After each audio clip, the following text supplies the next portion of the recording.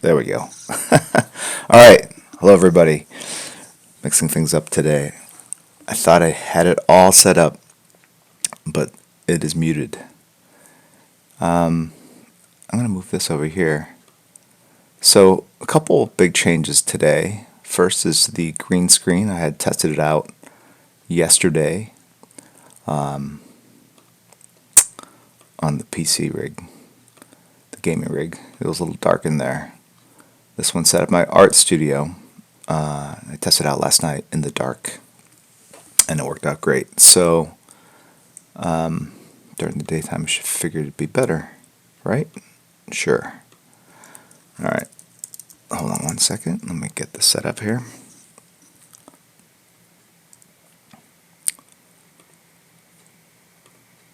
And I'm wearing glasses.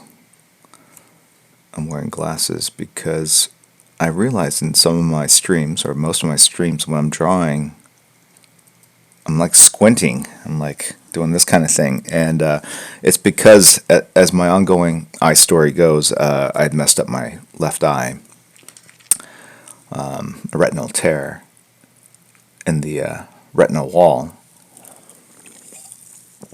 But I also think when you get older, you basically become farsighted. So it's harder to see things up close. That's why people with their phones are kind of doing this kind of thing. And I catch myself doing that. So I think when I draw and it's relatively close, I have a hard time seeing the line clearly. Now, like even with, and so I kind of squint to compensate. I'm looking for my pencil here. Anyway, this one will do. And so I have these glasses, these reading glasses that I use every now and then when it gets really bad, when I've been working very late. So I thought I'd wear them and see if it makes a difference if I stop squinting. Because honestly, I don't even realize I'm squinting. And I look back at the video and go, what am I doing with my face? So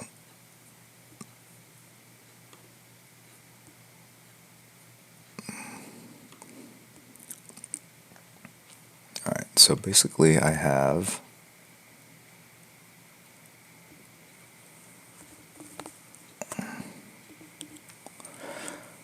but the chat that I'm looking at is just far away that it's kind of blurry with the glasses on. Can I stream in 1080? I can, I think. I don't know if I could change it on the fly. Let's try. Because I agree, it does look a little... Alright, I think that's as high as it goes. Does that look better? Does the resolution look better?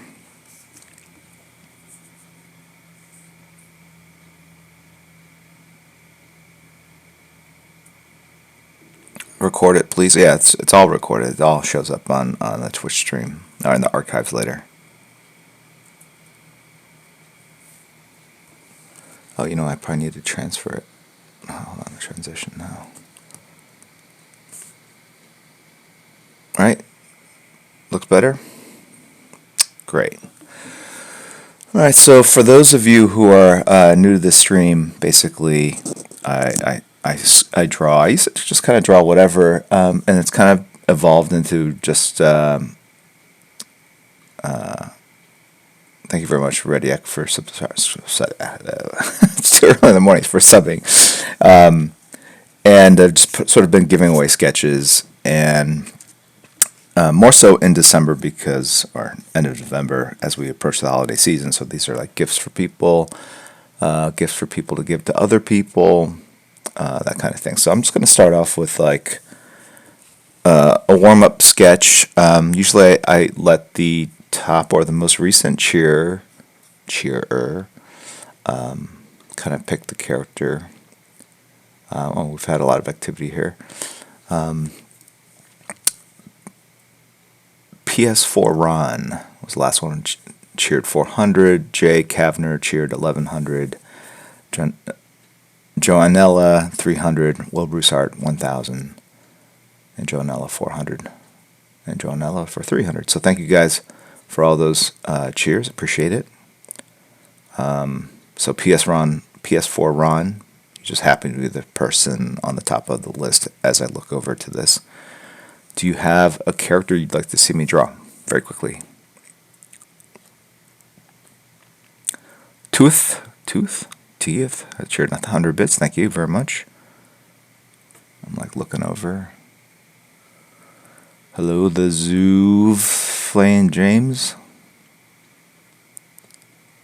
What are we waiting for?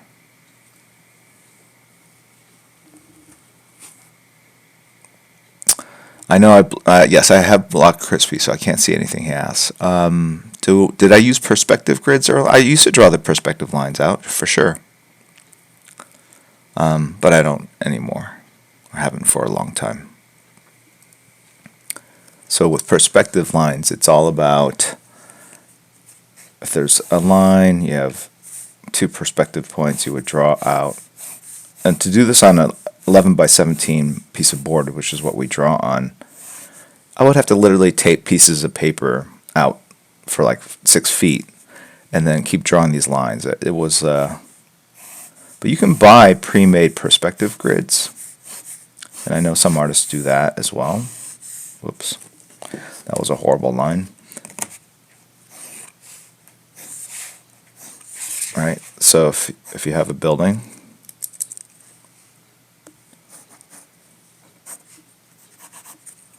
and you gotta have lead in your pencil first.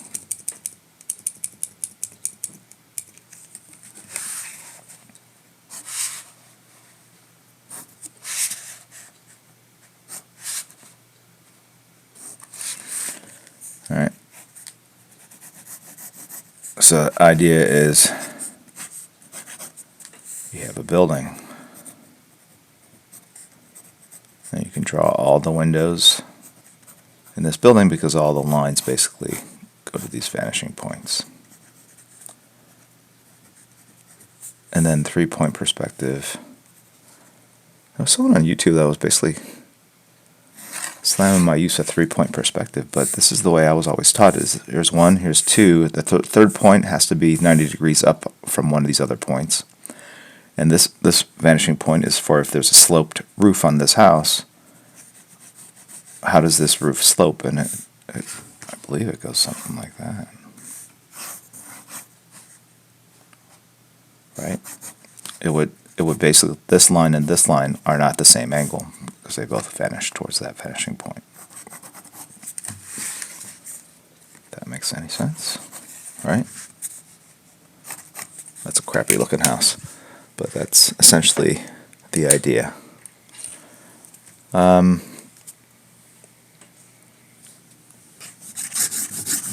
So yeah, I would do these very detailed perspective grids. But then you realize you could probably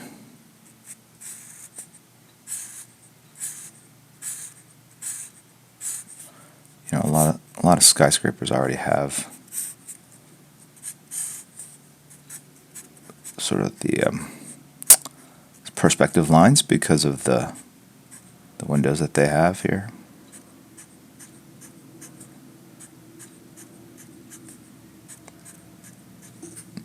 Right?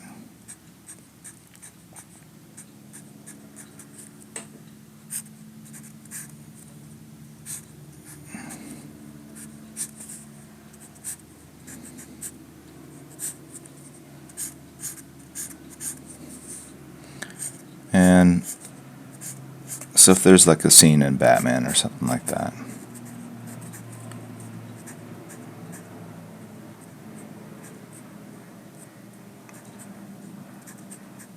you can kind of do these reverse 7s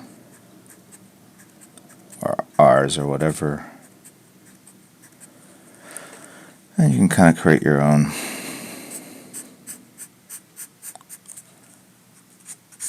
So I'm really kind of reacting to the patterns I put previously on the page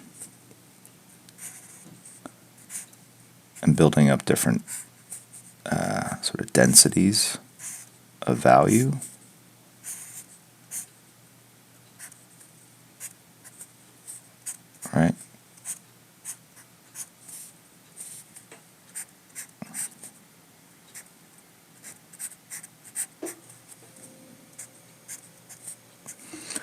Did PS4 Ron, did I assume that's Ron? Did he, is it he? Did he pick a character? Anyone in chat?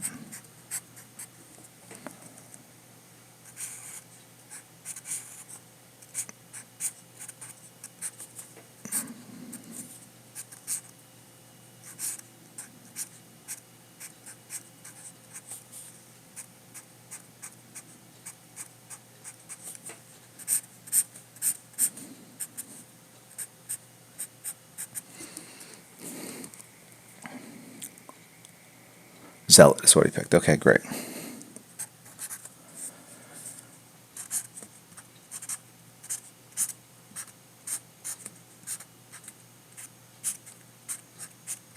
So, you know, when I draw a story, Superman, Batman, this is kind of how I do perspective. Just kind of draw it out. And I kind of have these vanishing points in mind, or I put them so far out that I can kind of just, I don't have any super sharp angles. And then sometimes I'll just take the ruler, so there's a way of doing it even faster, which is with the ruler. And you basically, and it won't smear because I'm just doing it with pencil.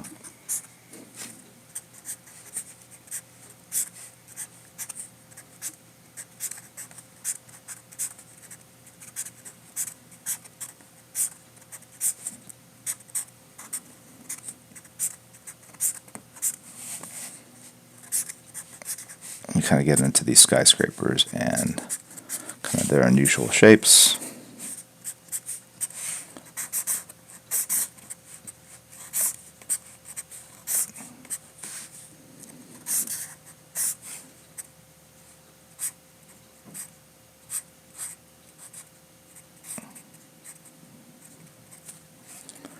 There's your daily planet.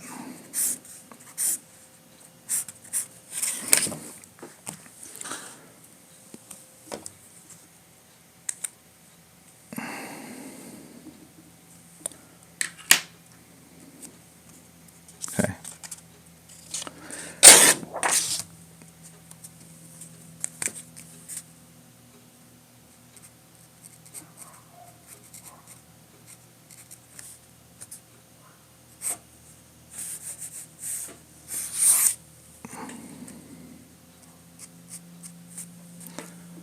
There you go.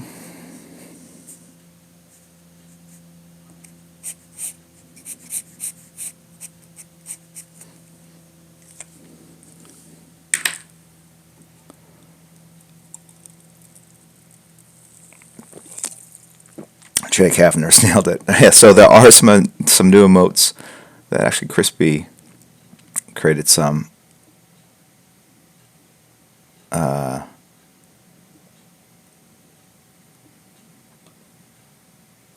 you can see they haven't been approved yet. So maybe next session. Which reminds me, I think we're out of town this coming weekend, so there'll probably be a dark week. When I say dark, it's a theater term, right? When when a show goes dark, they skip a performance, or they have a day off, or whatever. So I think I'm out of town this coming weekend. All right, Zealot. All right, let's do that. I'm trying to keep my head out of this here. Actually, there was a way I did it last night, where I also didn't get the shadow across my face. So let's see. You know what? Let me get a pencil.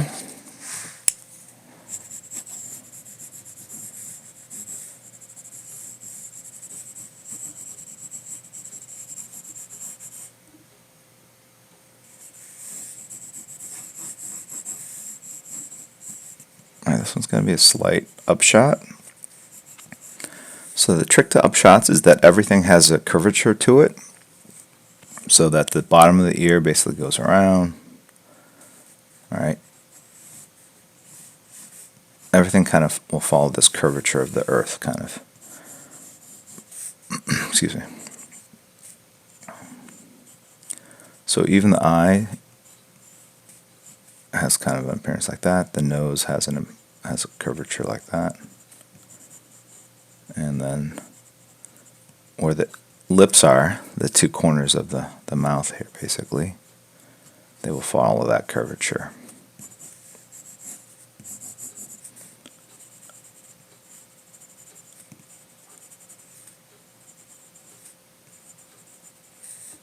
Okay.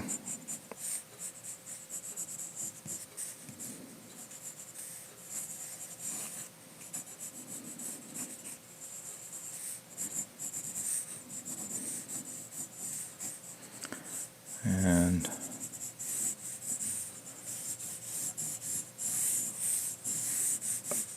she has armor of some sort. Interesting. I'm drawing a frame here. Okay. Yeah, and also move the camera around so things are just at a slightly different place, which is all good. Let me move this over here. And put that right there.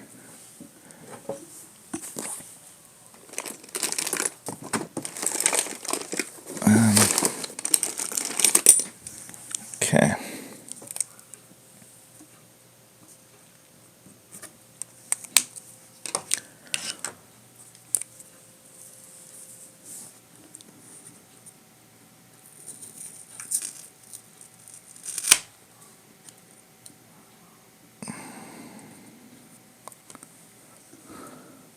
Am I sitting in front of a green screen for this to work? I am.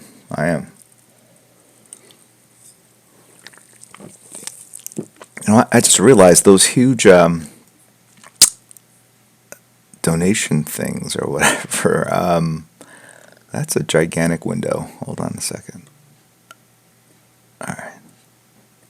Let's try that.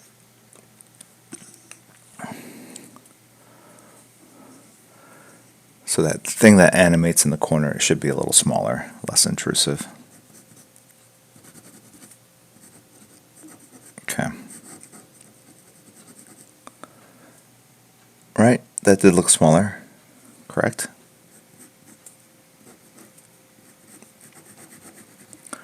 Thank you very much, Tooth, the second, I don't know. Free crispy egg roll. The ongoing saga. For those that you... oh my gosh, I cannot talk this morning. For those of you who missed it, yesterday I just started streaming, kind of impromptu, unannounced, because I finally unboxed this green screen that's behind me and set it up and gave it a whirl in front of my gaming PC, not to be mistaken with this iMac that I use here in the office. And so I just streamed a little of PUBG. It's a game, Players Unknown Grounds. And then, WoW, World of Warcraft. And so when I logged on to WoW, I was in Discord with Crispy. I don't know how we accidentally fell into the same channel. Anyway, and he's talking about this new character he rolled up. And if you know anything about World of Warcraft, yeah, if you're a panda character, there's a story. There's a pretty involved storyline where you create the character and then you run through this whole introductory tutorial / origin story that is essentially separate from the rest of the world of World of Warcraft, meaning everywhere else in the world, if you roll up a character, another player that's already been playing can run and find you and, either help you out or just kind of drop in. unless you roll this panda, and I think maybe some other races, my later races, I don't know if they have that same setup, but definitely for a panda. And until you kind of graduate from this origin story, and then you join the rest of the world. And there's a couple spoilers, cool spoilers, that you learn or discover when you play this game, and in channel to everyone that was tuned in, as we're talking about starting up a Twitch stream guild in World of Warcraft. He declares blah blah blah. And it's a big spoiler. I won't share the same. I won't further its sins by repeating it. And I was just like, what are you doing? So I think that's why there's this movement. I was just excited. Okay, God. Sure. Rosebud is a sled. Anyway. The Worgen are separate as well. I haven't played the Worgen. So.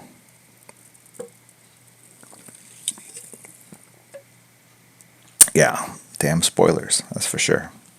That's alright. The Panda expansion has been out for many, many years. So if you're just coming into it now, I don't really feel like it's... These pets are dying on me.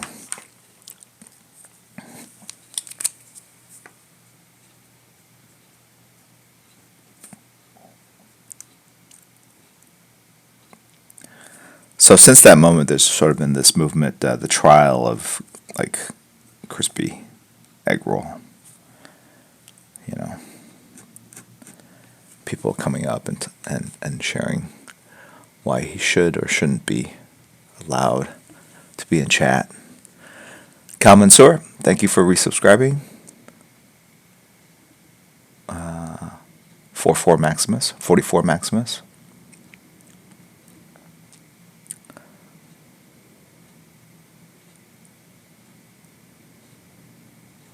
The green screen is weird. Hard to get used to it. It looks like there's a little mini version of me drawing this drawing. I should have it set up so that somehow the green screen, my little arms morph into these giant hands. I wonder if there's a way to do it. I'd have to... There's really no way. Sorry.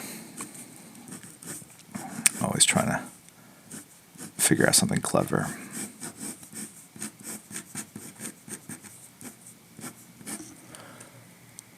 Okay. Tooth has cheered as well. For the crime of posting spoilers, I've changed my opinion. Jail crispy egg roll. Oh my gosh.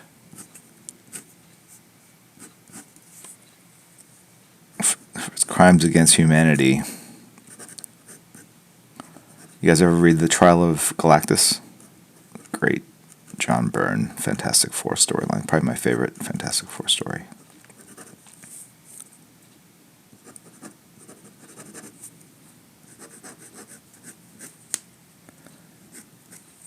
I can't remember the exact details of that story, but something, I think, had something to do with, a man's got to eat, right? Galactus is this world-devouring creature. Actually, this probably wasn't the story, but this is the way I interpret it, which is, or if there was a trial of Galactus, because he's destroyed all these planets and killed billions and billions, if not trillions of souls, he's just doing what he's doing. He's got to eat. That's how he survives. A shark is a shark. You can't tell the shark to be vegetarian just because you want to save other fish.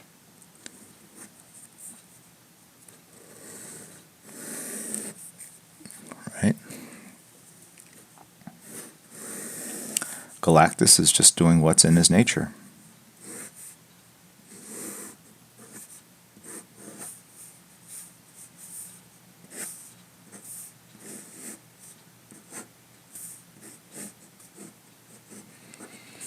Not sure what's going on here.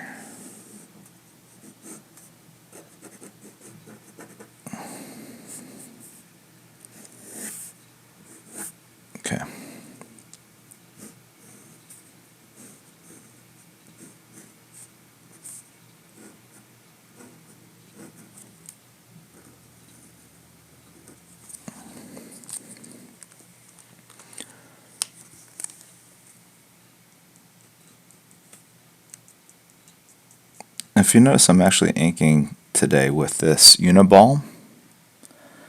It is an office pen. It's not really technically a drawing pen or art supply pen. I mean, you can buy it at an art supply store, but it's different than a Pigma. The line is definitely flatter. It's a dead line. It's a dead flat line. But it has a nice kind of quality I like as well.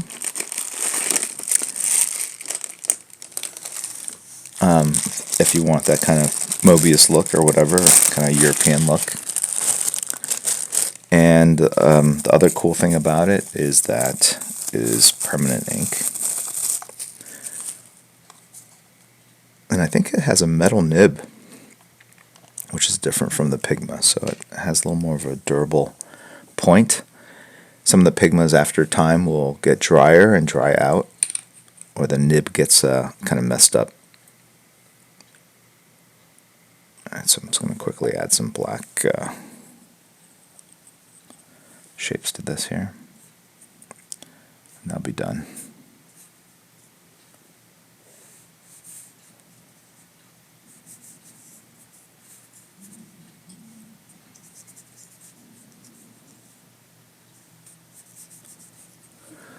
Okay.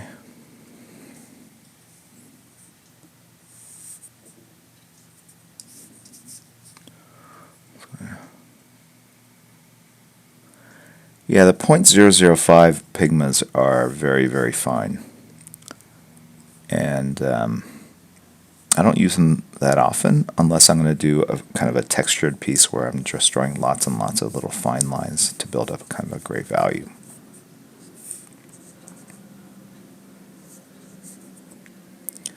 And a lot of those lines don't really even print in a comic book after the page is kind of reduced, colored, published, that kind of thing. So,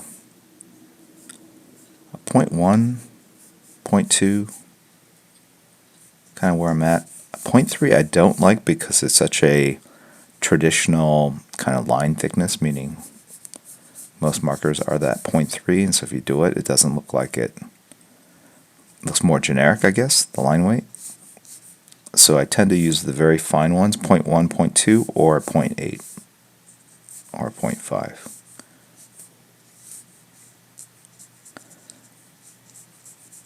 Probably has no difference on the final published image.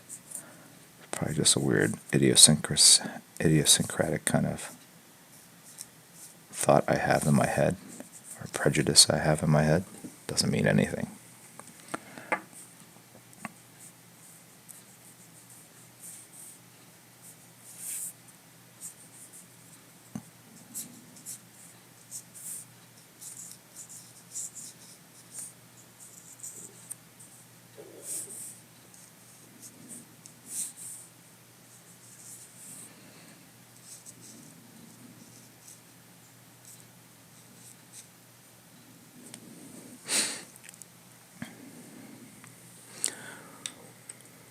Okay, that's my ZEALOT.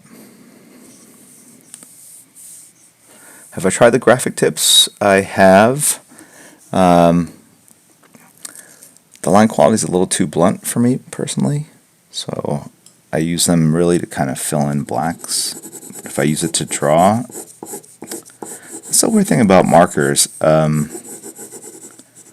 again, I don't know if this is just something I think about, but it's all about, inking is all about line weight. And if I do a lot of very thin lines and then I add that kind of graphic nib that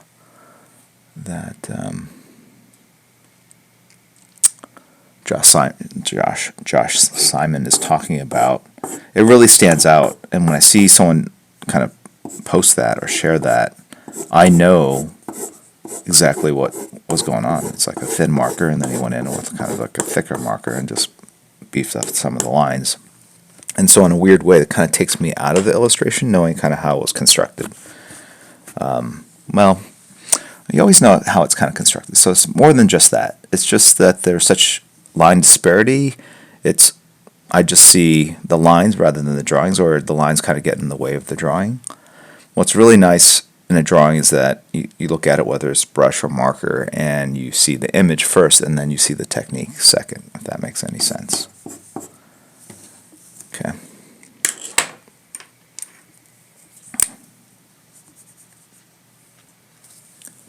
Let me post this up a little bit.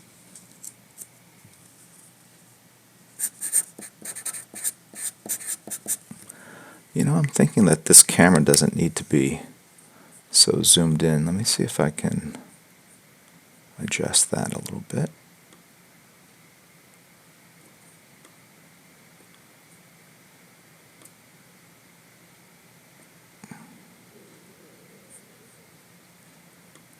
A little bit more.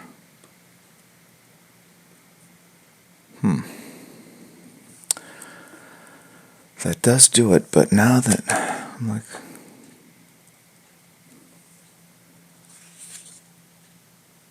I'm transitioning here. Look, if you see, I've made adjustments, but now you're seeing the angle, the real lean on the table itself.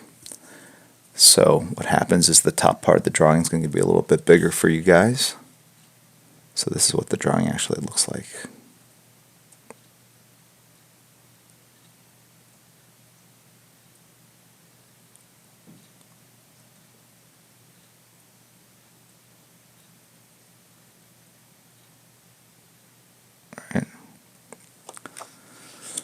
I wonder if there's a way for me to adjust. 1 second. Let me see if I can do something here.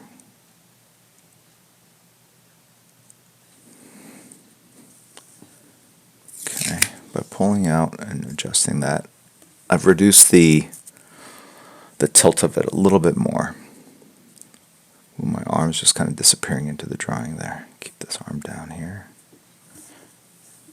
Drawing tablets over here. Alright, so that's sketch numero uno, kind of a warm-up sketch. Being very deliberate this morning.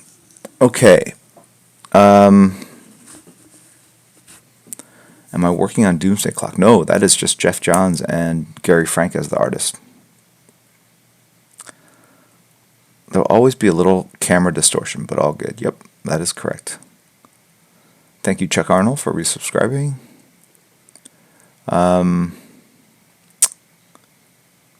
All right, so Crispy Egg Raw, I hope you're scared. Time to get ganked. Oh yeah, so yeah, that's right. There's ganking in World of Warcraft. We're on a PvP server with Iliad. At some point there'll be a stream, and I'll run around and add people to the guild if they want to join. Okay. All right. Skeletor, the Master of Evil, has resubscribed with a long message. Yeah, 3 months. I love the work you do. You're an inspiration for me in my own work. Question, have you ever done anything with Upper Deck? I'm working with them. I want to know if I've ever done anything with them. Thanks for everything. I did. Upper Deck is it's based in Carlsbad, which is just north of San Diego, and I went up to meet with them for a couple different projects, and I saw they have their own printing presses. They were making money hand over fist. And I met with the owner, who's since passed away, Mr. Williams. I forgot his first name. And so I did a bunch of things. I did a bunch of Upper Deck superhero athlete cards. I just messed up that piece of paper. So I think I drew like Junior Seau and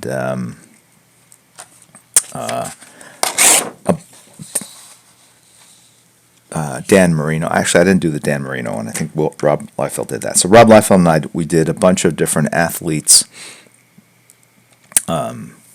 And we drew the athletes almost as if they were superheroes, and they were sort of chase variant cards that were put in. And so that was a pretty cool deal. And then out of that, we also got tickets to the Super Bowl. So we were able to go see that. That was pretty cool. And then because they had their own printing presses, I had talked to Upper Deck about doing some printing for us. And so the Death Blow #1, the black comic with the red foil on top, that logo, that was printed at Upper Deck.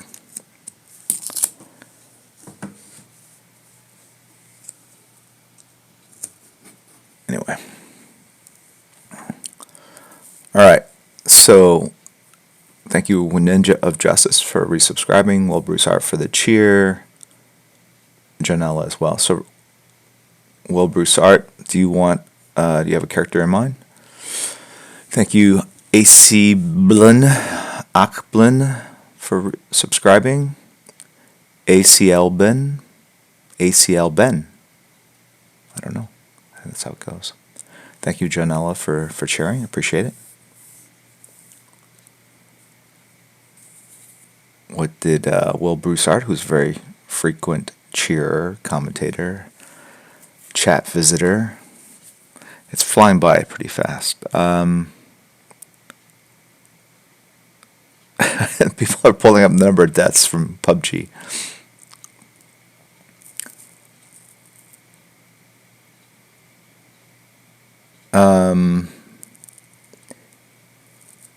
Renee or Kate, can you guys put it on sub only just to slow it down a little bit for now? So for people that are new, Twitch is different from like YouTube or any other social platform in that there's a couple of ways you can show appreciation or support the channel. Well, one way is through subscriptions, so you can subscribe at the $5, $10, or $25 a month. So if you visit other Twitch streams, you're basically doing that to support the people that are streaming and allow them to do that. But for this channel, I try to give people extra benefits so that they can either win sketches. Sometimes when there's a lot of people, we slow it down by going to chat, sub only in chat. So to say anything in chat, you have to be a subscriber. It's still free to read the chat, obviously, and watch the stream.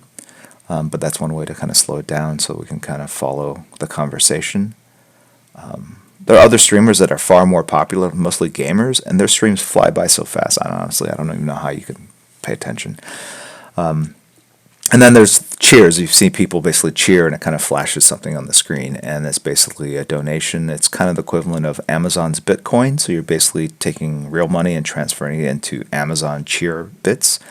There's a fee for making that transaction, and then those bits are then donated in increments that you want to choose to the people that are streaming.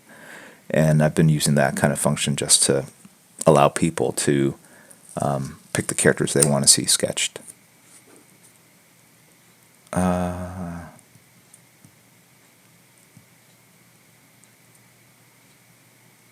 Okay, Will said Daredevil. All right, Daredevil it is. I'm kind of bummed that the crispy emotes weren't approved yet. They're basically like head captures of myself. But I took one of them and added a snail body to it, so that'll be the emote for Snailed It.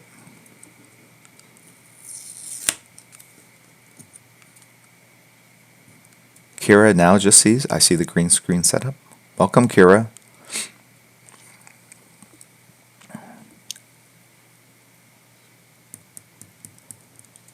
All right. Daredevil. Okay. Daredevil is an interesting character. He's essentially sort of a naked man with horns. There's nothing on his costume other than lines. So if you draw a naked man and then just draw the glove lines, the boot lines, the belt, and 2 horns, and the cowl, you're good. So in that respect, he's actually kind of a harder character. A harder character to draw in that characters that have capes or large elements of their costumes kind of break up the form, and you can kind of hide things that are harder to draw or more time consuming to draw. So I mean, Daredevil is so naked. Essentially, you see the inside of his ear, right? The way it's drawn, I think they would draw literally like the ear lobe and then the ear canal and stuff like that. I want to say that that is true, but through the power of Google.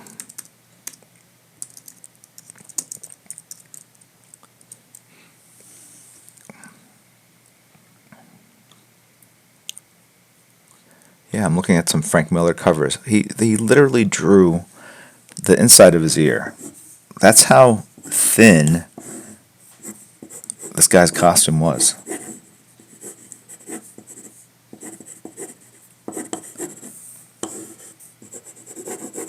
Which makes sense. I mean, his whole power is that he can he can't see, but all his other senses are hyper evolved. Did I ever draw an arc of Daredevil for Marvel? I drew a couple of short stories. I think there's a Daredevil annual. I don't know if Daredevil's in it, though. A bunch of these goons that I think Ann Nesenti had created. It was a Daredevil annual issue. I did a short 5-page story. And I forgot who inked it because what happened was I sent it in, the pages got lost in the mail. And so they had to hire another guy, another person to ink it over my photocopies. There weren't no scans back then. And then, no, so they sent in the pencils. It made it to the inker. The inker inked them and then sent them in. The inks got lost. So they basically re-inked the pages from photocopies. They used another inker who could do it like as a rush job. Then years later, they found the art, the original art. So there's 2 versions of the story inked by different people, and I always forget which one actually made it to print.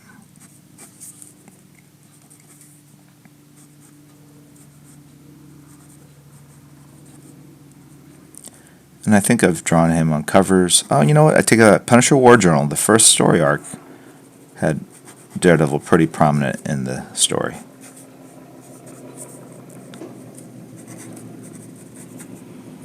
Helicopter. How many of you guys knew that? I'll tell you that it's interesting. I asked this for a couple of reasons I'll get into, but I think the last, or one of the previous streams, you guys just do your own thing while I'm drawing sometimes, and some of you guys are just like, okay, how old are you? How old is everyone? And everyone kind of started just kind of punching in their ages, and sure enough, the ages were, for the most part, between 18 and 35, which is consistent with like my Instagram account. You can basically go in and see where all your followers are coming from, their age group, and I would say the vast majority of them, like 80%, were between ages 18 and 35. New York was the most populated city, followed by LA, and the number 3 spot was London. The number 4 spot was Rio de Janeiro, which is unusual. So the reason why I ask about the age is that if you're 1835, unless you started reading my comics at a very, very young age, you probably maybe got into what I'm doing through Batman Hush, the older ones through the X-Men, even the younger ones. If you're 18, wow, I don't know. I mean, I guess Hush or my DC work, right? So you wouldn't necessarily know, bring this back full circle to what we were talking about before, you wouldn't know all the work I did at Marvel. Because if you were a true fan, you would know that I drew Daredevil. Look, I'm just kidding. I can't even remember that I drew the character. And I drew the character. All right. His logo is a little complex. Interlocking D's.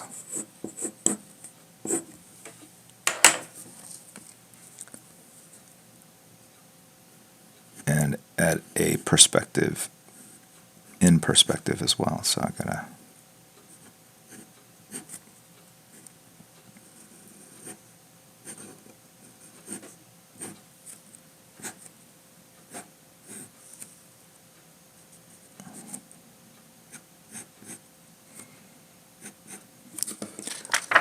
trying to run out of real estate down here.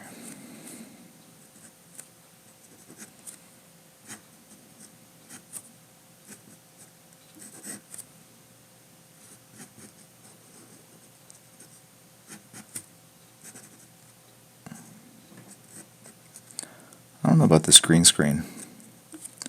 It's obviously not critical.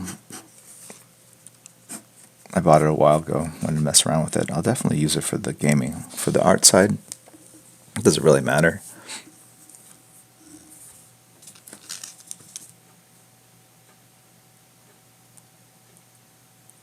.2Ds is complex for hey, drawing logos and lettering is, again, it's like drawing animals, it's like drawing cars. It's a separate skill altogether. My penmanship is horrible. I mean, it literally is like, you know, I have to spell things out.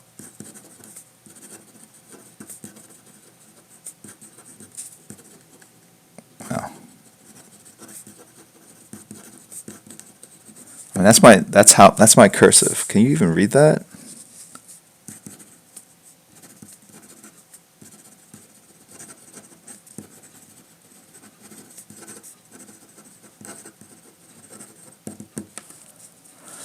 I blame my father. He was a doctor, retired now, and every doctor, they've got horrible penmanship. In third grade, I had pretty good penmanship. Took my time.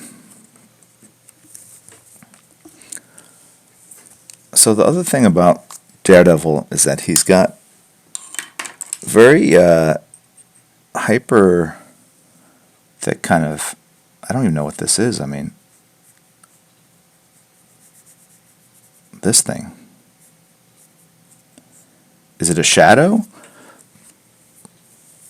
I should ask Frank Miller this, because I have wondered about this before.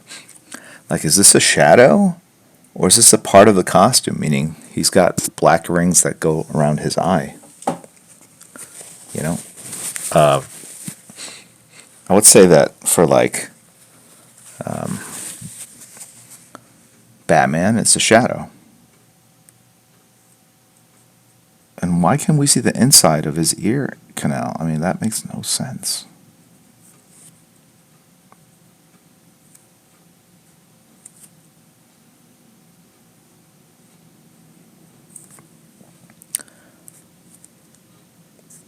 You know, like is his costume like Gossamer? Is it so thin, so sheer?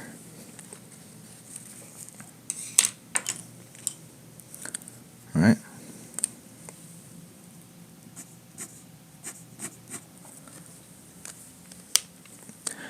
So in this one, the way I always think about Daredevil is he's always kind of looking, and I say that strangely or ironically, inappropriately, I don't know, in that he's blind, but that he's surveying the scene over New York City.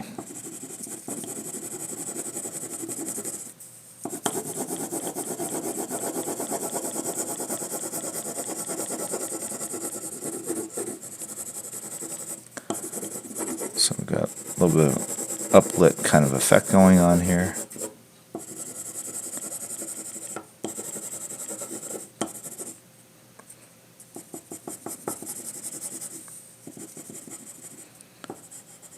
Right. And then we can even get into a thinner marker. That is not a thinner marker. That's a 0.8. There's a 0.3, which I don't like to use. 0.1. Here's a 0.1. Micron Pigma 0.1. 1 second.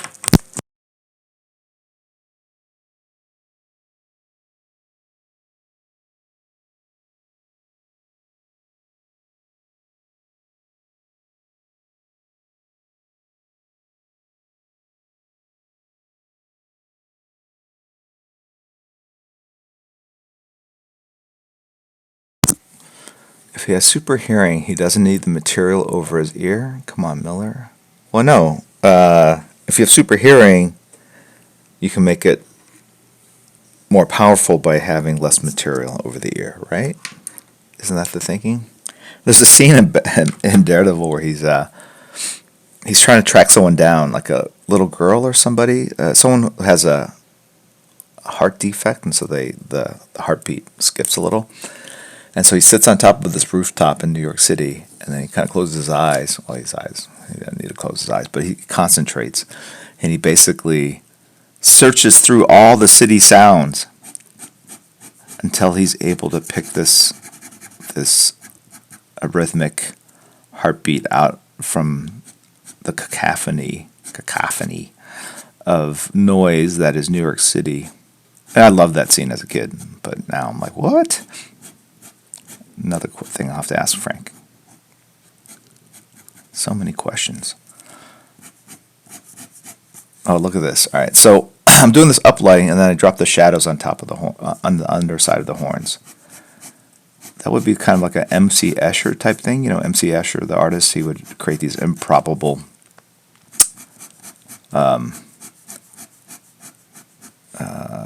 perspective scenes where, someone's walking up these stairs that basically go into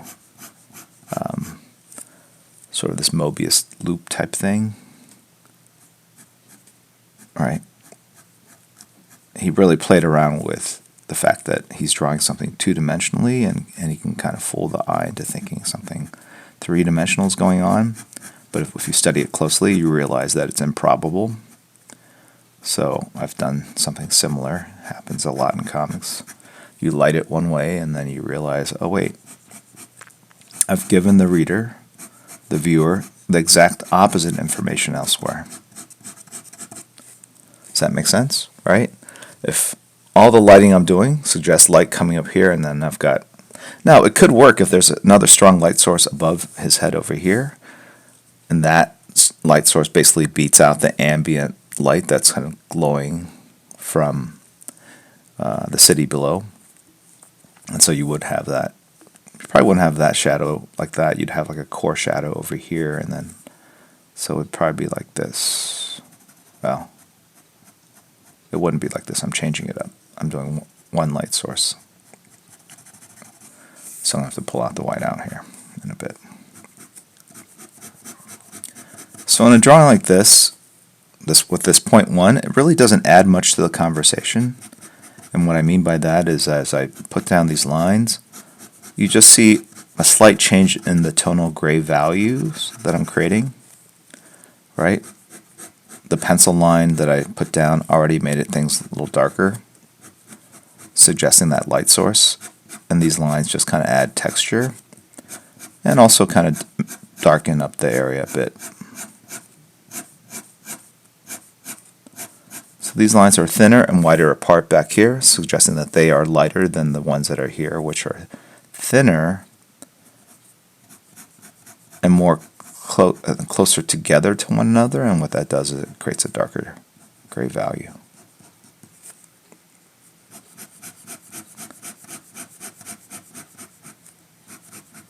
Now with these glasses, I am wondering through this, have I been squinting less? Or at this point, because I've been squinting so much as I draw with my messed up eye, that I do it reflexively without even thinking. I'll have to review the tape. So, going back, you'll see that I keep adding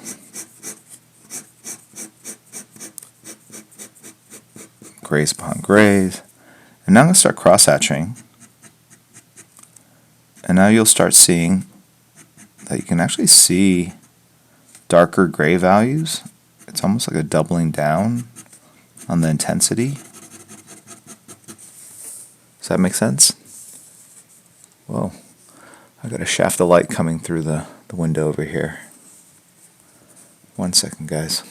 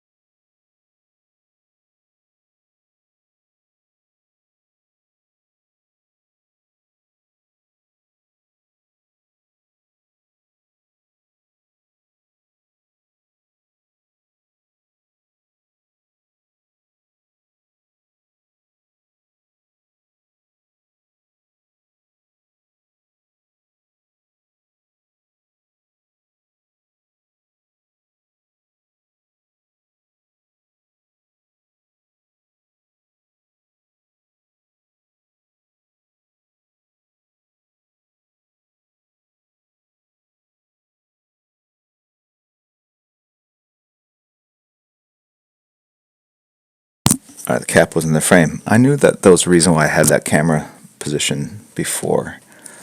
Alright, let's do that again.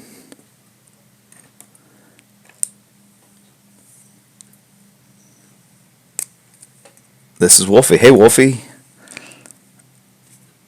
Good to see you.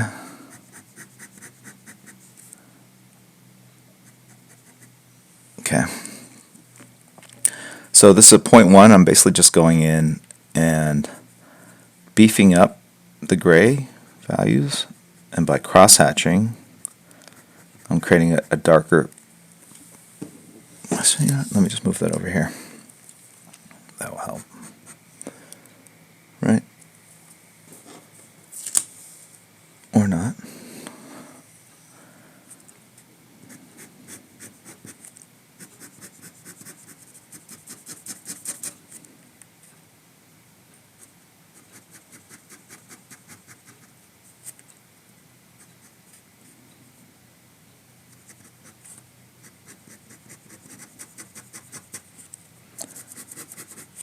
It makes the art a little like grittier, dirtier, I guess, in that the lines are not clean. But for a character like Daredevil, it works really well, I think.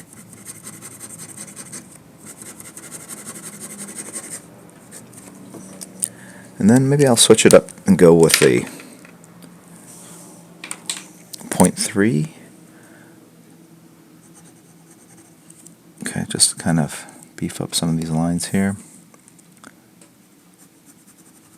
Maybe make his eye a little bit smaller. It's looking a little too cartoony for my taste. Okay. So then if you kind of squint at it to kind of, you can start seeing like the darkest grays are like here and here and here and here. And so you can start making adjustments and going, all right, is that where I want the darkest grays to be? You realize that you're drawing, but at the same time you're making decisions, right? Some people just kind of draw and let it happen and then go like, well, that's what I drew, without going, okay, this is sort of the proofreading part of it. Where you kind of go, okay, I've got the structure, I've got everything down. Now I want to adjust all the line weights, the tonalities that what I'm creating. All right, so I've made some decisions. I'm going to basically go in with a core shadow along here, and maybe connect that up here, darken that up a little bit here, and then definitely darken that up over here as well. So just kind of a continuation of what I was doing a while ago. Alright, so that's, if this is a level 10 darkness, this looks like it's like a 5, maybe 6. Alright, bring these on to like a 7 over here. Alright, and then I'm going to just kind of follow through on what I was talking about, this sort of game plan. Alright, connect that shadow into this shadow.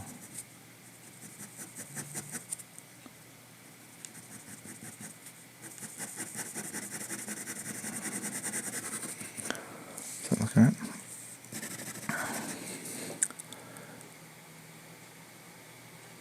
It's interesting on the... Oh, that light is coming through still. I'm going to move this over. I have a feeling it's because we're moving into the winter months. The sun is over there. Alright. And then there's also a jowl line that goes from here all the way into this part, right? If you were to draw a skull,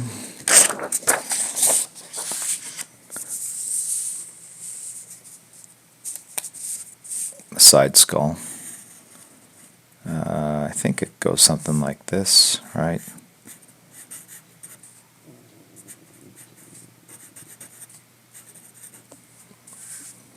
Right, all the teeth are in here, essentially. There's the Is this the orbital bone? I don't know, something like that. So this is kind of like the cheek. It juts out here, and then the jaw, very pointy teeth. The mandible, whatever. Okay.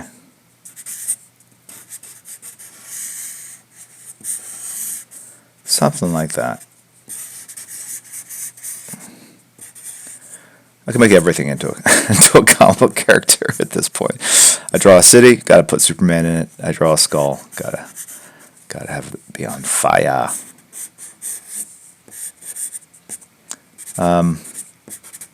So there's this gap that exists right here. There's soft tissue in there.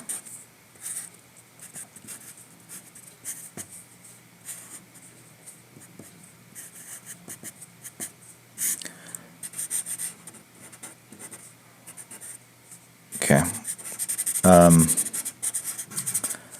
So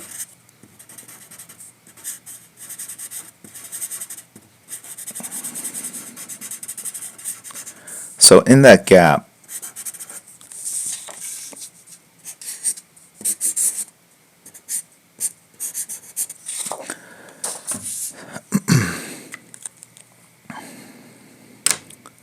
so in this gap here,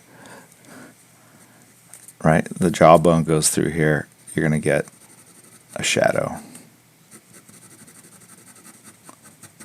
Because there's a sort of a gully.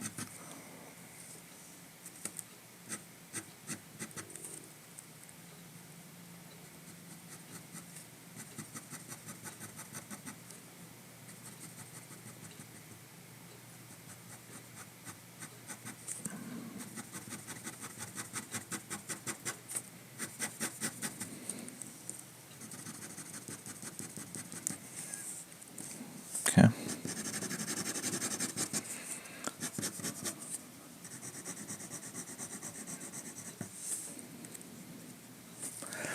I have to fix that. These horns here drive me crazy.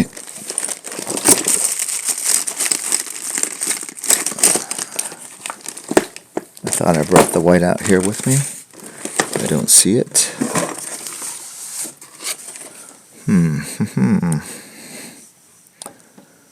There's some over here.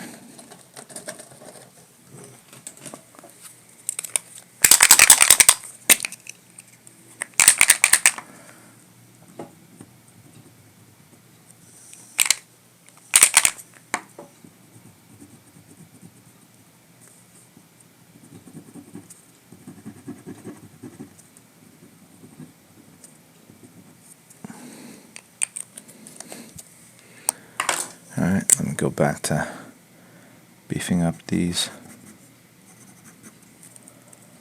lines here.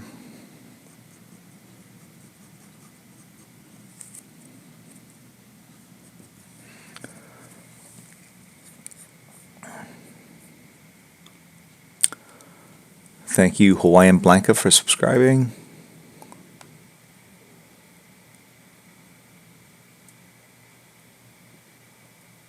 What does that mean? Nelope has raided you with a party of 6? What does that mean? I've never seen that. I feel violated. Shazam 1966, thanks for the cheer. And IDFio GTR has for subscribing. Thank you very much. Hey, it Studies has subscribed. Thank you. And the one nerd. The one nerd. Kalamazoo, thank you for the cheer again. Appreciate it.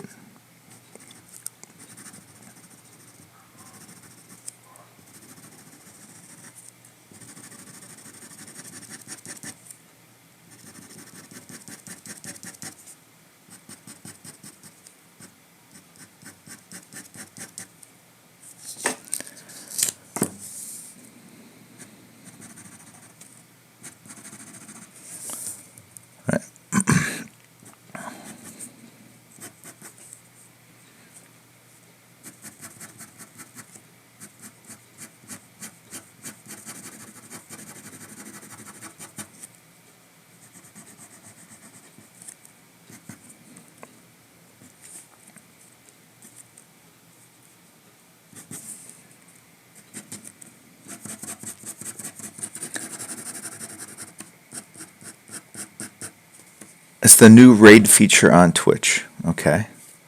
Can someone explain that? Hey, Crispy, if you're collecting quotes, there should definitely be the quote, "Oh my gosh, the blank is a blank."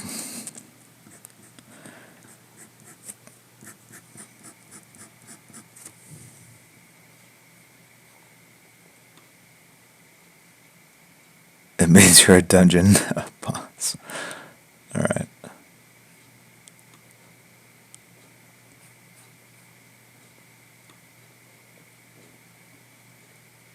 Got it.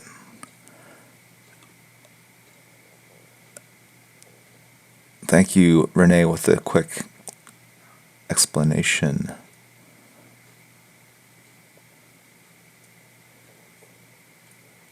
So thank you very much for the raid. That's cool. That's a cool feature. I like how they sort of appropriated MMO terminology. I think they've always had that, right, in Twitch. Like, I remember when I first started the account, there was something about that's not in this castle right now or something like that. I'm like, what the heck are they talking about? All right.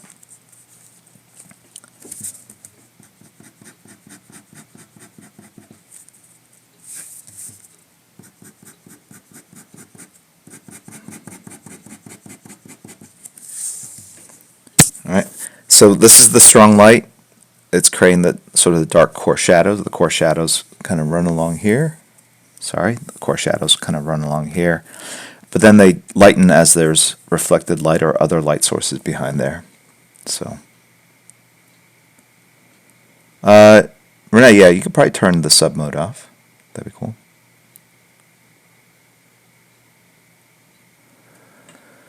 So, Kate,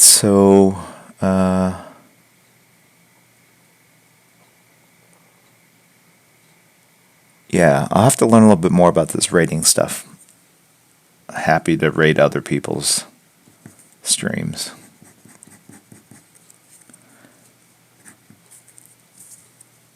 But how would I know that someone else is streaming where it almost sounds like I'd have to know that, oh, I'm going to end my stream now so I can sort of send people to another person's stream. It seems like these people would have to be really on top of their schedules. But I'll do some more research on it.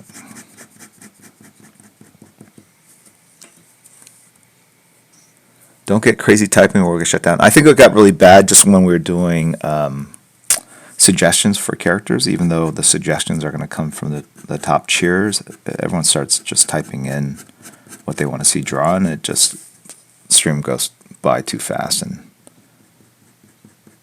it's almost pointless for people to make those suggestions because we already have it locked down, I guess, as it were. Oh, I keep drawing off panel here, sorry.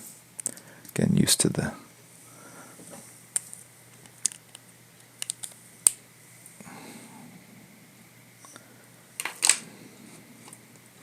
Thank you. Thank you, Hassan T16. The Daredevil looks amazing. Thank you. Okay. So in this one, I'm going to add a little background. Ooh, that was not good. All right. I'll have to fix that. One second. Let's put this underneath here for now. Put this over here.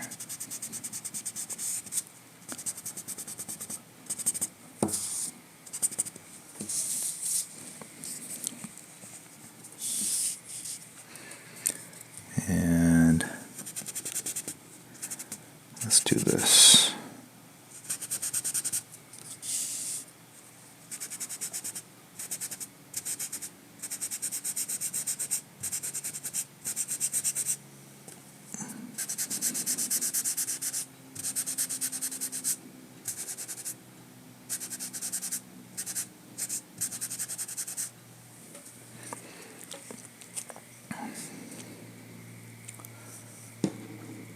make it a blood stain. You can see the full extent of this drip. Okay. We're going to use it to our advantage, hopefully. Oh no, there's no blood wall. There's no wall. We established that he's definitely looking over the city, and that line just keeps wanting to go further down. Okay. So we're going to try to take a couple of the lessons, some of the things that we've been talking about today, and incorporate it into one sketch.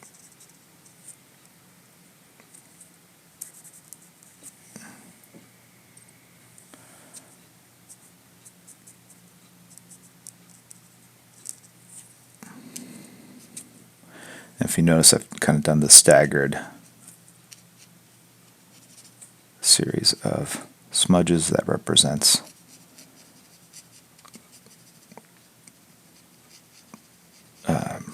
nighttime fog, whatever, clouds, night sky, whatever. And I'm basically going to go in and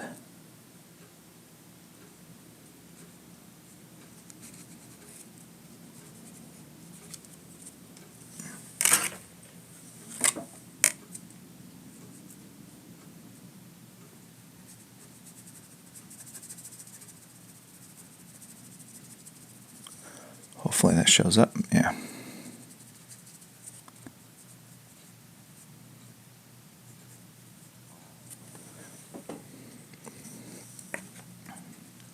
Let me see if I can draw a line like this.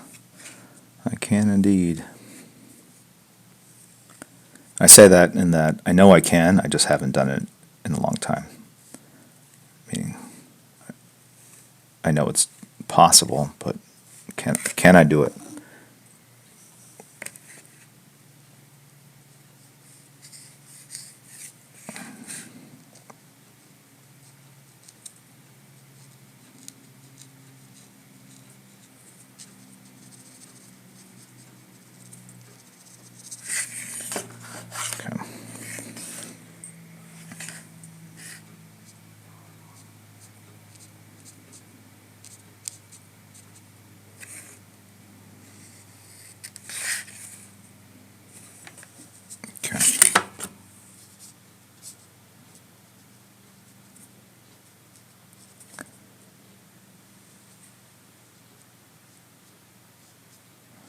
So, you know, those little backwards sevens I was talking about before? I'm doing the same thing, but with a brush. Kind of gives me a slightly different kind of shape or line. Okay.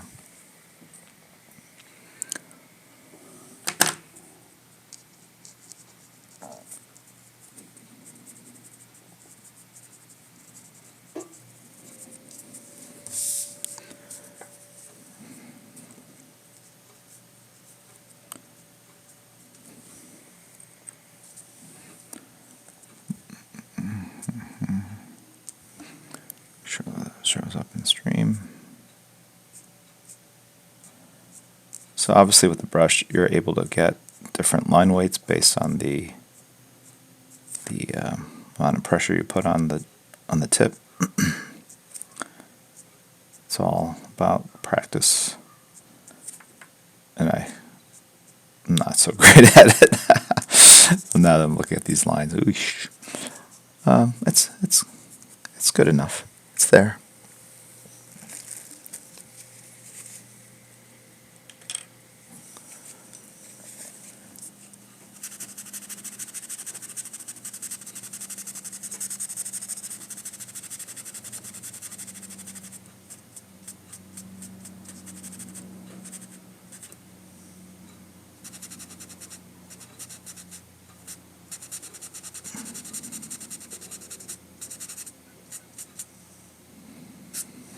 Okay.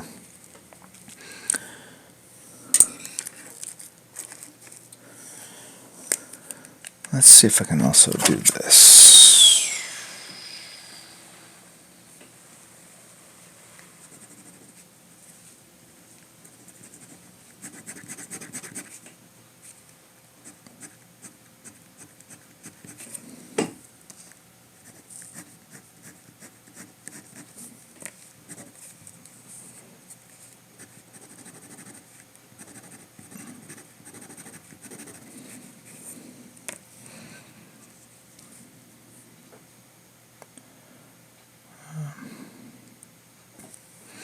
Which of these do I want to make into buildings, and which do I want to leave as clouds? That's a good question. I don't know. I'm sure that's what you guys are all asking yourselves too. Right? I can make all these shapes here into buildings kind of in the distance, but then I'm stuck with, what do I do with these over here? I don't know if I want buildings that tall in the background over here. I could just leave them as clouds and fix the edges on his face with whiteout.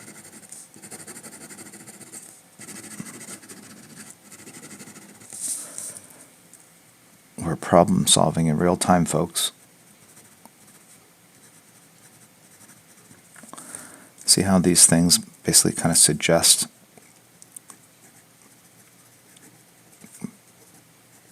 buildings in the distance? All right.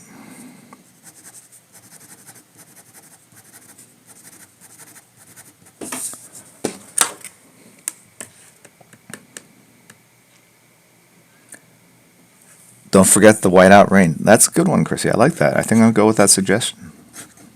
It does look like has rained a bit. I think so. Someone said if he's on a rooftop, it'll look strange that there are buildings behind him that are taller, but not really in that New York. There's super tall buildings.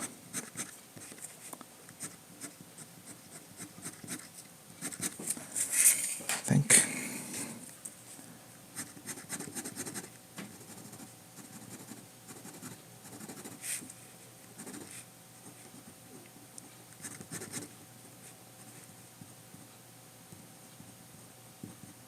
Okay.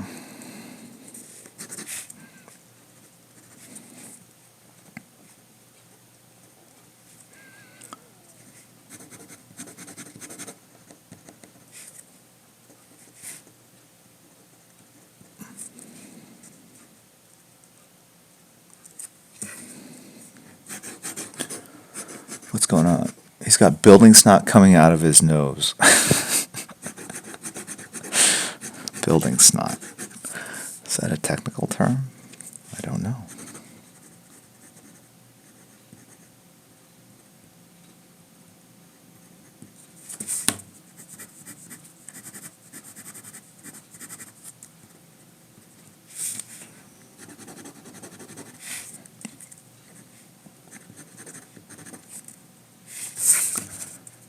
Let's see what happens.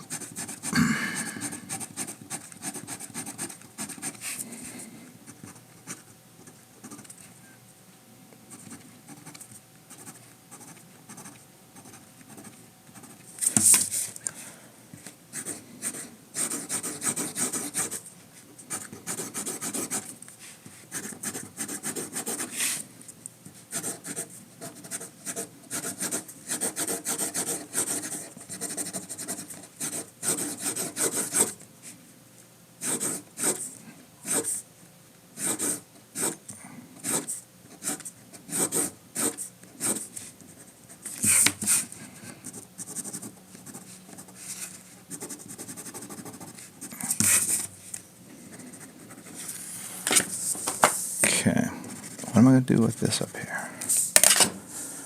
I'm not going to do anything.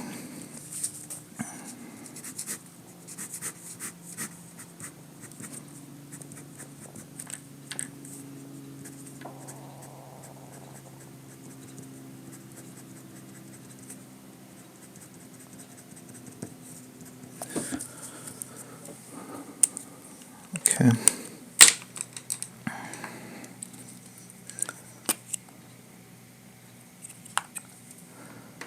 What's going on?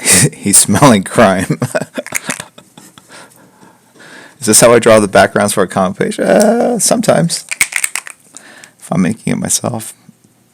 But yeah, no, I do it very quickly using a straight edge.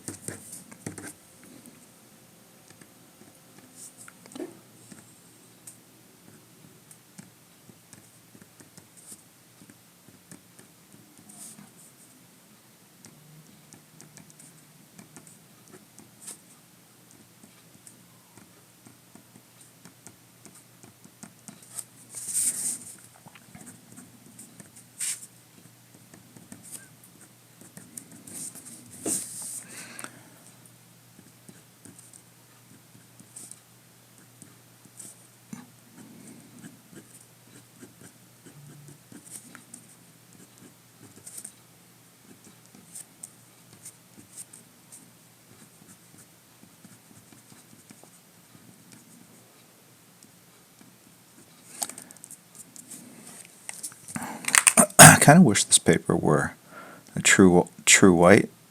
I mean, if this gets scanned in, if it were to get scanned in and published, like all the whites would, the creamy whites and whites would balance out. But for an original, the whiteout stands out a little bit too much for my taste, but it's the paper I chose, so I apologize.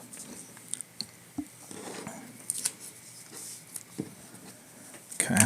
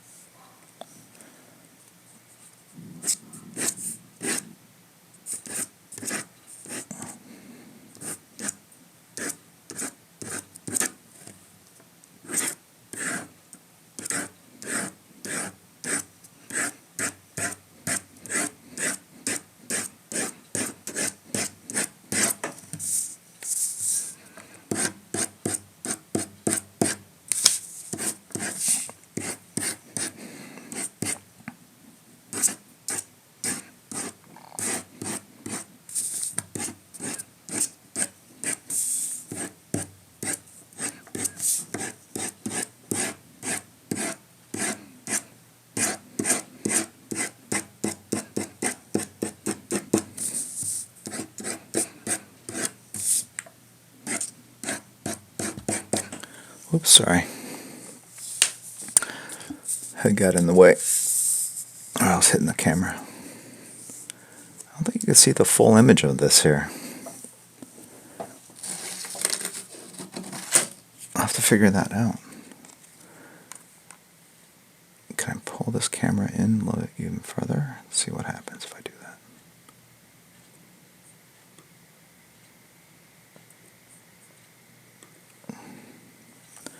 There we go. Right? Excuse me. I can actually move it a little bit more on top of that.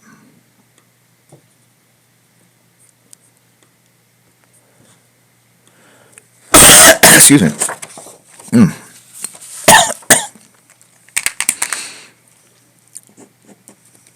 Okay.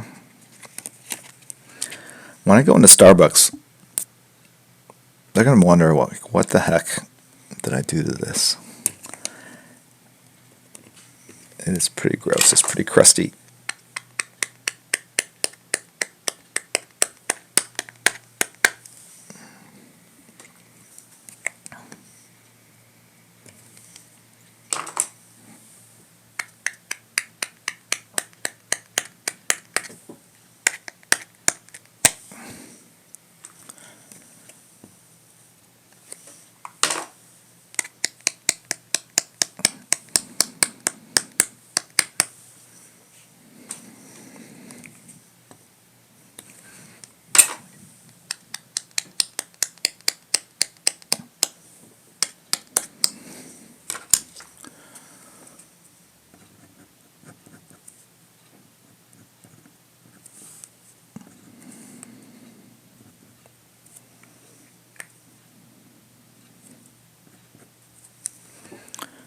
Alright, so that's Daredevil. Excuse me.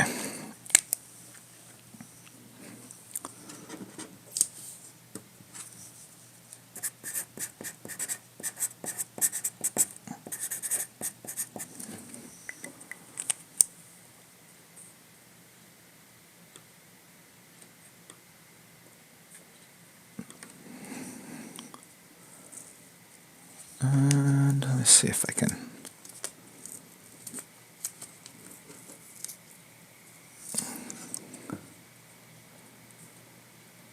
That's more or less it. I'll post this up onto Instagram so you can kind of see it more fully. There's a 0.8. I just realized I just want to darken up some of these lines here.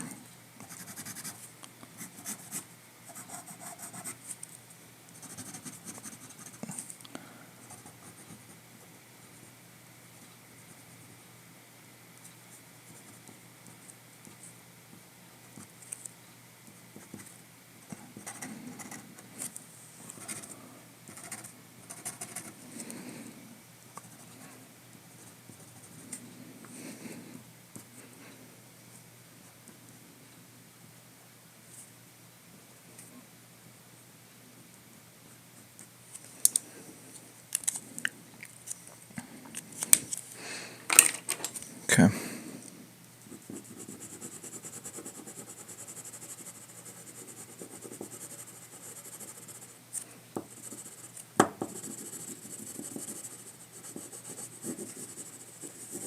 Kind of darken that costume part up a little bit.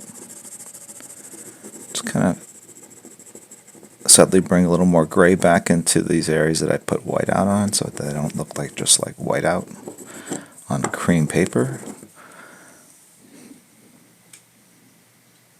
That chin is very hot. And by hot, I mean it's very white.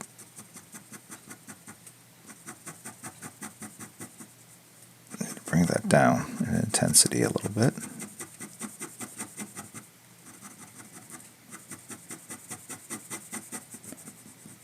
Okay. There we go. And again, the top part of the face looks bigger than the bottom, so if I just do this, you guys get a truer sense of the, if I do this, it looks like he's gigantic Daredevil towering over the buildings of New York City. A very lean, carb-free diet Daredevil, but this is kind of like where it's at, right there. Superhero swimmer, take off your jacket. What are you guys talking about? Take off your jacket. There's a whole separate stream going on. I get the sense there's a lot of lonely people out there.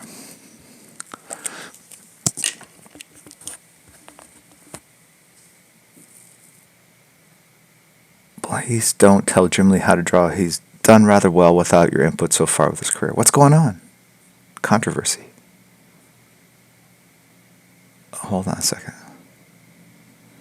Please ink under the nose. Please ink under the nose. Oh, do you guys see, like, it looks like he's... Hold on a second. Oh, yeah. I don't see it so much in the original, but I can definitely see from a distance. Sure. I can do that for you guys for free. I'll tell you on the original, it's not a thing, but I could see definitely at a distance. All right, there we go. There we go. Truly interactive art. Crowdsourced. You can still, it looks dark on the screen. But if you look at it close up, you can see the slight hint of a building in the background. Okay. Are we good now? Can everyone put their jackets back on? Is that cool?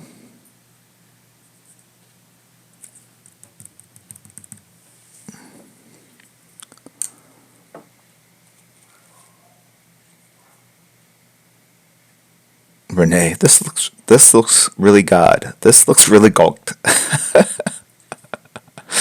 All right. Everyone happy? Snailed it? I see a booger still. Rigged. Jackets on, people. I give it a 68. Cool. I don't like this down here either.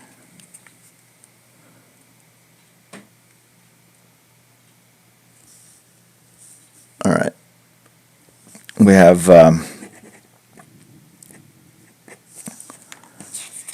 times for another one. So Mora 1618 has cheered.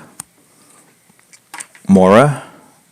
Well, actually, no, hold on. Sorry, that was 24 minutes ago. Sorry, Batman Guy 4 has cheered 100 bits. Thank you. Adina herself, thank you for the cheer. Jay Kavner, thank you. This is Wolfie. Again, Pity 83, appreciate it, man. Snailed it. Nice save. Nice save. Nice save? Maybe that's what you meant. Okay. Shazam 1000 or Shazam 1996, thank you very much. So Batman Guy 4, please don't choose Batman. I mean, you can, I'm just saying. It'll be a little obvious. Spice Girl 1186, thank you.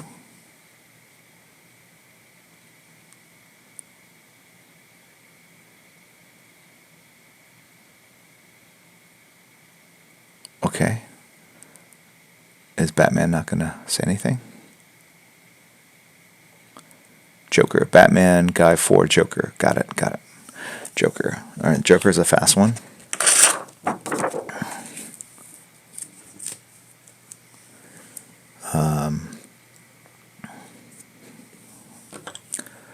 Let's see what we can do very quickly.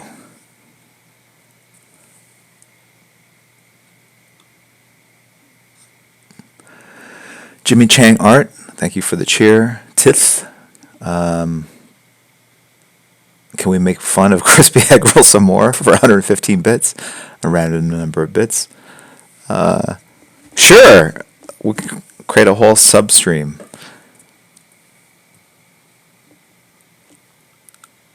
All right.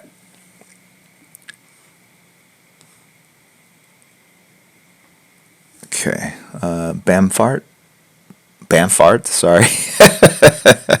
Bamf Art. That's a tricky one. You might want to put a period somewhere in that name. Has subscribed. Thank you very much. All right.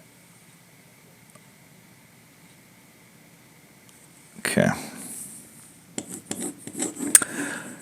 Queen City Amusements. I've got 1K on a Joker sketch, just saying. All right, so here's what's going on. These are going to be given away for free, but because from the last stream, or one of the last streams we were talking about, there was some interest in some of you guys that have the means to not have to go through the anxiety of seeing whether you can win one, right? And so the idea would be there would be a day in December where I just sketch and we I guess auction them off to the people in the stream only auction, right? So no eBay, just you folk, and people can get more or less what they want. I'm thinking I got to figure out how we choose what to sketch, and we'll let you guys bid on the pieces, and we'll try that out and see if it doesn't create too much animosity amongst the people that can afford to bid.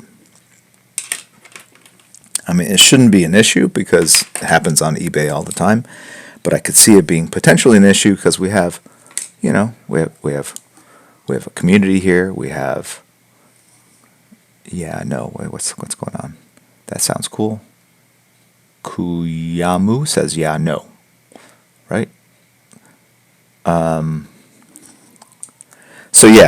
It could potentially be negative for the community because you're doing it kind of live in front of everybody versus the more impersonal kind of medium vehicle that is eBay.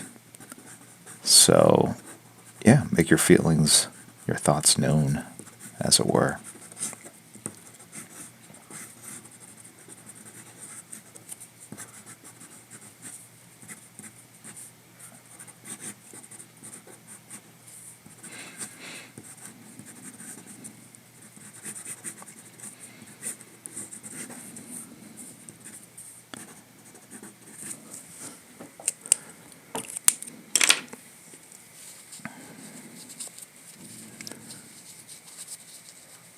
Do it for subscribers only, limit to one piece of art per user.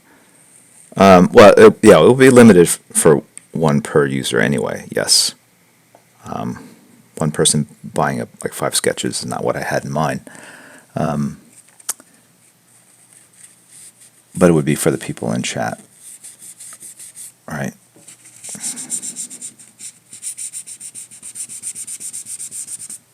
So this is a little different in that I'm laying down the kind of the gray tones first. Okay.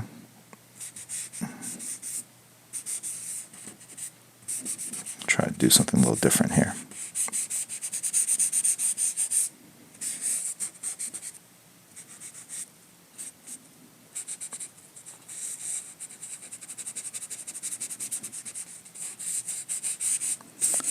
And if I can get kind of a nice gray, which I seem to have gotten,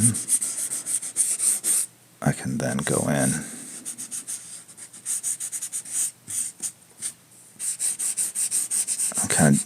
The idea is I want the top part of the head to be kind of dark, And then as we get to the bottom, it gets darker.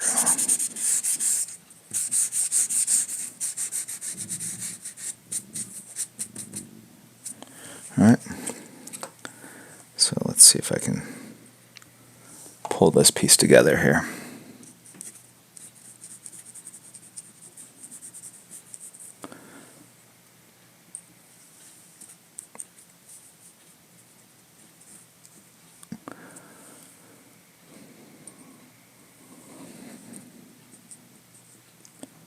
Kate, Renee, is there a way we can do a poll? Just out of curiosity.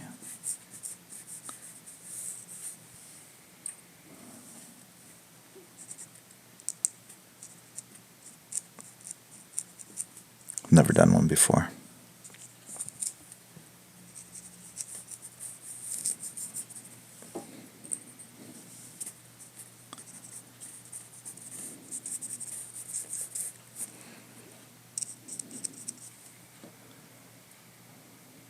Just make a straw poll. A straw poll would just be like everyone just kind of saying something in channel. Straw poll is free. Oh no, it sounds like it's an actual app of some sort.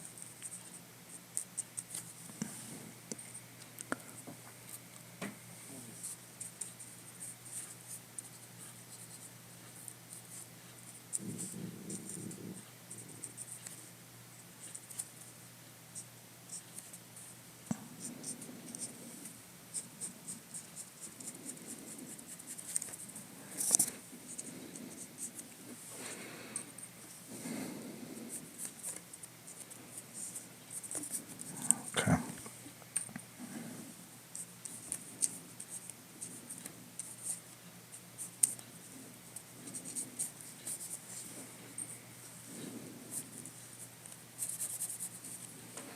Can someone remind me what we posted? Is this are we're doing a sketch for subs and then also non-subs this time? I believe we are. Or was that what we just did on Friday? This is incredibly relaxing. That's cool. Thankful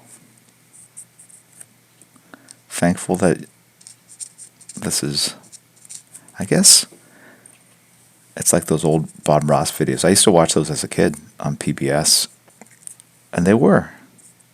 He'd make those trees and clouds, and then I would try to emulate them. And the way he kind of approached art, it was just kind of like, oh, this happens, and then this happens. It was very non-aggressive. It was very, it happens as it happens. Go with the flow. Enjoy the journey. That kind of thing.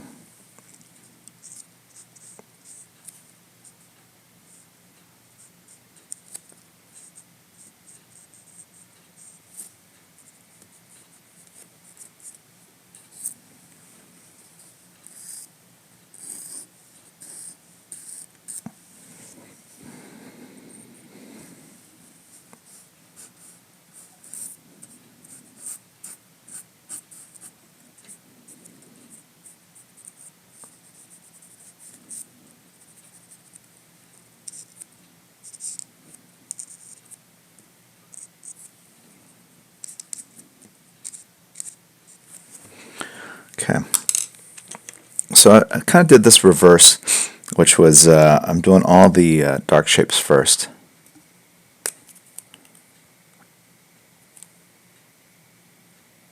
What are you doing, Crispy?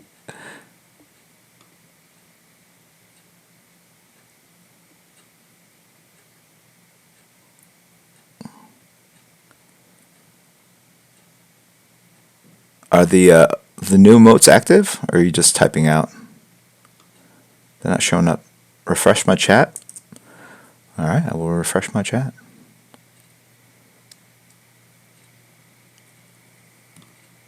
Oh, hey, look at that. Okay, if everyone, I have to refresh it twice. It didn't show up, but I saw that in my emote library or whatever. The new ones that Crispy created, and one that I messed around with. They're here. There we go. This is the snailed it one here. Thank you, Crispy.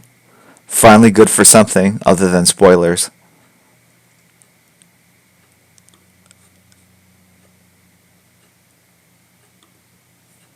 I like this one personally. You found all of the most uncomfortable photographs of me online.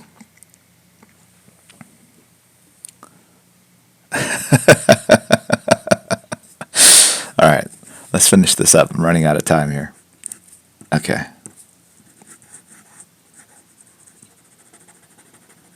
So now I'm just going to add the detail in.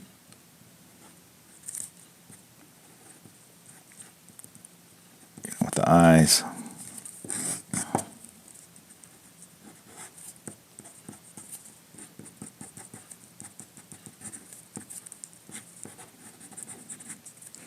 It's funny how they just popped up in channel. Like, how did you know, Crispy, that they were even available? Because they weren't at the beginning.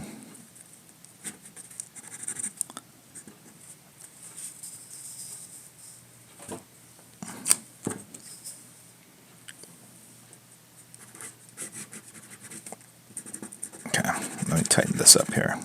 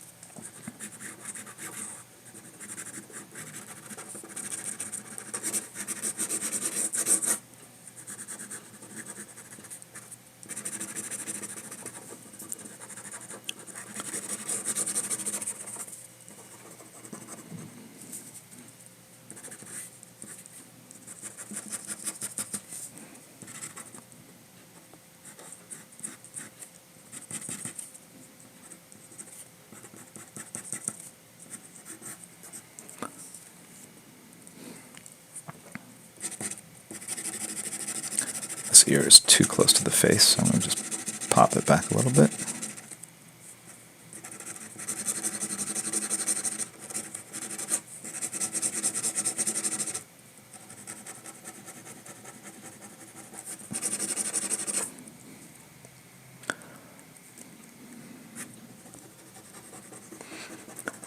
Okay. We started at, I believe, 6 after, so I've got 9 minutes.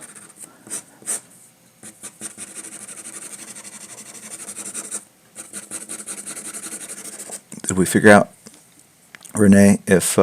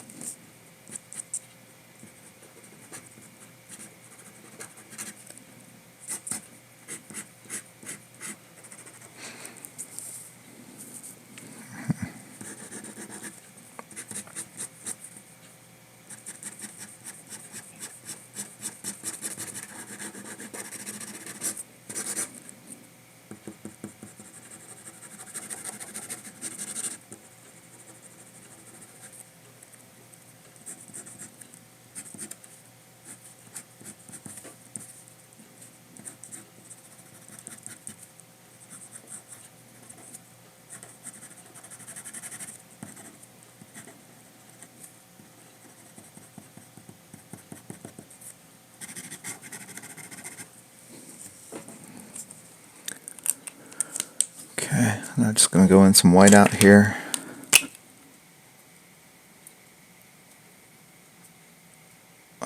break the glass on it. What does that mean? Nobody is fragile here. The bottom teeth are not running parallel.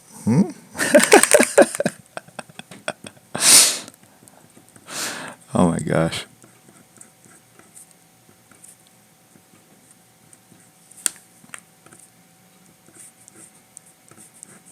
Alright.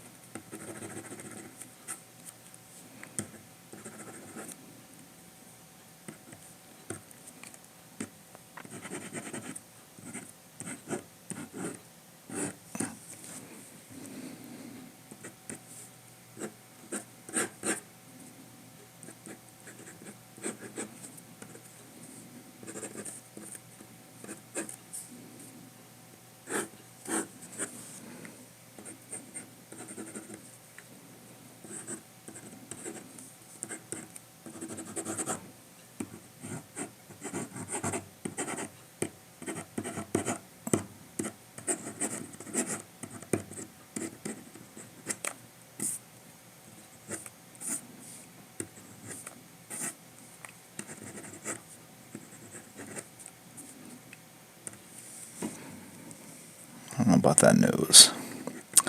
Fix it later.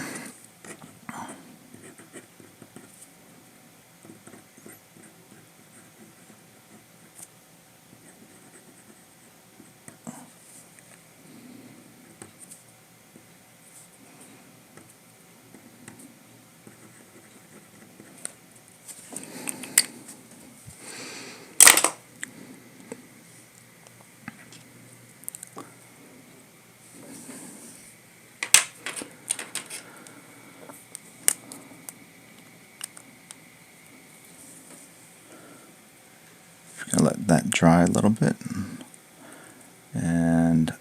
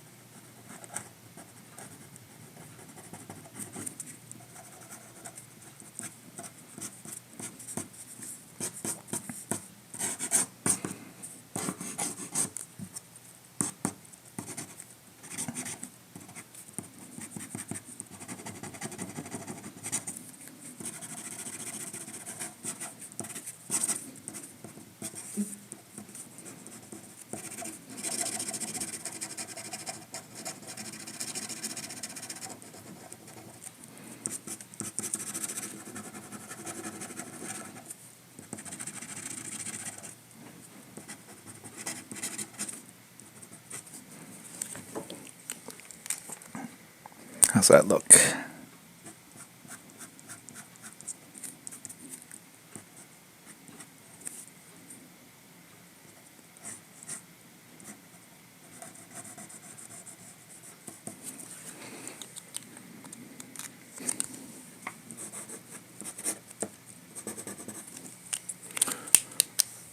Let me move this down a little bit.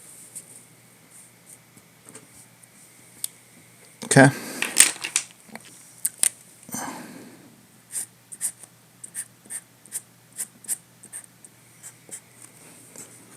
Move that back up.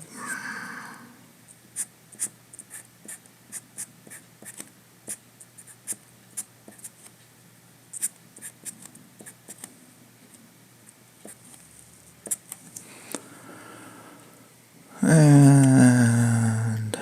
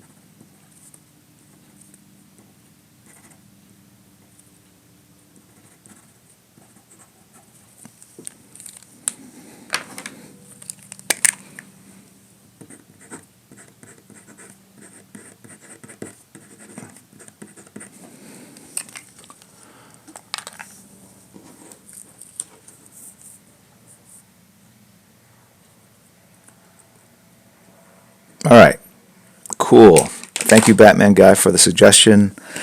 So I have three to give away. So we have the Joker. I'm thinking that's a sub 10 or sub 25 or sub 10 and 25. I'm gonna go with Daredevil for the sub 25.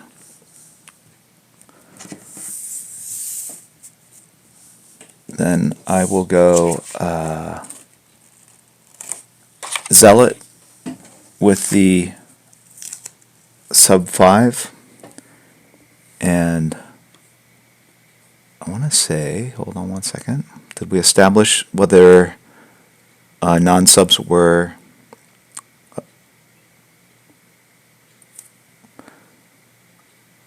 B streamer? What does that mean? A B minus streamer? Is that tied into? Well, now I can't see anything. To how often you stream, or is that tied into the number of people? Ghost Rider. So we can do Ghost Rider.